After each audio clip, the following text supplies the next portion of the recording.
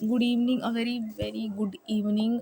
मैं करवाने जा रही हूँ नेक्स्ट क्वेश्चन हमारा बीएड का जो एग्ज़ाम अभी हुआ है उसके आंसर की करवाने जा रही हूँ, जो कि बहुत इंपॉर्टेंट भी है। सबसे क्वेश्चन नंबर ज़रा मैं आपको बता दूँ मैं कौन सा करा रही हूँ।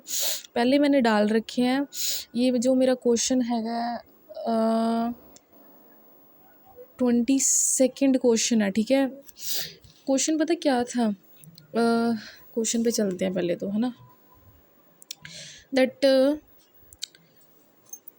नेशनल ई विधान application developed under which union ministry. मतलब ई विधान जो एक ऐप बनी है, एप्लीकेशन साइट बनी है, वो किस मिनिस्ट्री के अंदर आ रही है। आपको नाम से पता चल रहा है गवर्नमेंट के रिलेटेड है, तो पार्लियामेंट्री के अकॉर्डिंग ये क्वेश्चन ना मैंने ये भी सर्च किया था कहाँ कहाँ मोस्टली पूछा जाता है। यूपीएससी में पूछा जाता है, सीएससी प्रीलिम्स जब होते हैं, पीएससी जीएस का पेपर जब नाबार्ड का जो आरबीआई का पेपर होता है उसके बी पार्ट में पूछा गया था, और ग्रेड बी में, ठीक है। तो इसका नेवा बोलते हैं, इसको नीवा नेवा। और इसके जो नोडल मिनिस्ट्री है उसका भी दे रखा है मोपा। तो सेकंड क्वेश्चन है हमारा, India has overtaken to become the largest economy which country. Economics का क्वेश्चन है, बैंकिंग या इंश्योरेंस एसएससी यूपीएससी प्रीलिम्स के टाइम पे पूछा जाता है। और यूजुअली इस क्वेश्चन में ये बताया गया कि जीडीपी रैंकिंग जिसकी सबसे ज़्यादा है उस पॉइंट ऑफ व्यू लेके चलना, ठीक है। तो यहाँ का आंसर मुझे समझ नहीं आ रहा, ये क्वेश्चन को मैं दोबारा से करती हूँ, इसका मुझे थोड़ा श्योर नहीं है। नेक्स्ट क्वेश्चन क्या क्या हाँ क्या आ रहा है फिर। तो नेक्स्ट है हमारे पास, इंडिया का सबसे फर्स्ट वंदे मातरम जो डिपो है वो कौन सी सिटी में है, वो ज़रा आपको देखना है। डिपो पता क्या होता है आपको, वंदे मातरम डिपोट है, डिपोट जो है जहाँ पे कहते वंदे मातरम 2006 में सीनेटरी को मेमोरेट किया गया था।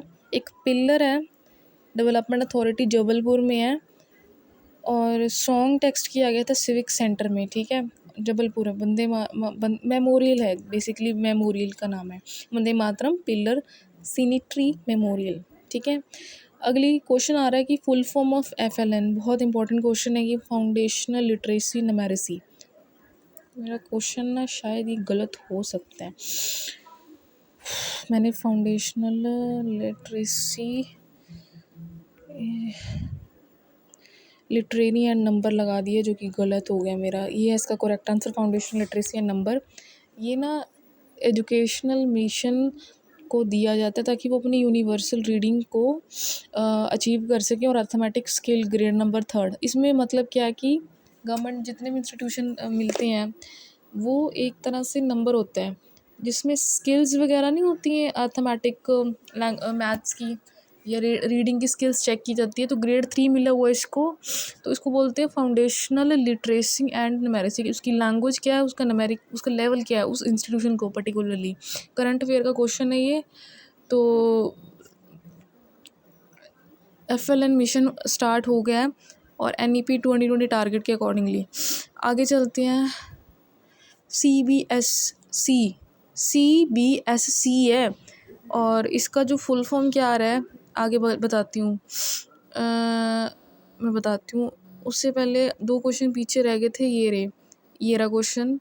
इसका मतलब होता है student centre semester credit system introduce by the UGC for flexibility in choosing the core elective and skill courses, ठीक है। ये उसके अंदर ही आता है जिसमें स्टूडेंट को चॉइस होती है, वो नहीं है उसके कितने मार्क्स है, तो वो चॉइस के अकॉर्डिंग होता है। मुझे सिस्टम का पता नहीं, पर उसकी फुल फॉर्म ये है, चॉइस बेस्ड क्रेडिट सिस्टम।